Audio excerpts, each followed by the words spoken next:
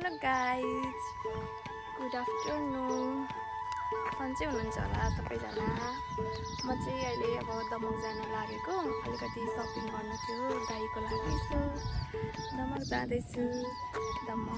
अनि हजुरहरू पनि हेरौँ है त। यता झापातिर चाहिँ नि लास्टै गर्मी छ क्या, एकदम गर्मी छ। तर फेरि हल्का कालो बादल पनि लागिरहेछ होइन, पानी पर्छ कि घरि घाम लाग्छ कि जस्तो भइरहेछ क्या। अनि हजुरहरूकोतिर चाहिँ कस्तो छ मौसम?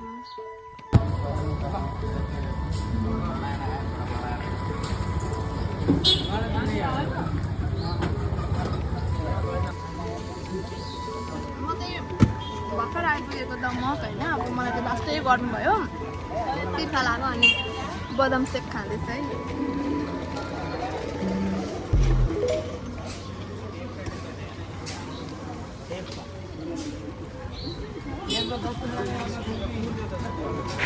होइन सपिङ पनि गरेँ दाइको लागि।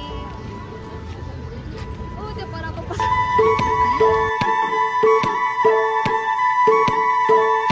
ल फाइनल्ली गाइज म चाहिँ घर पनि आइपुगेँ होइन।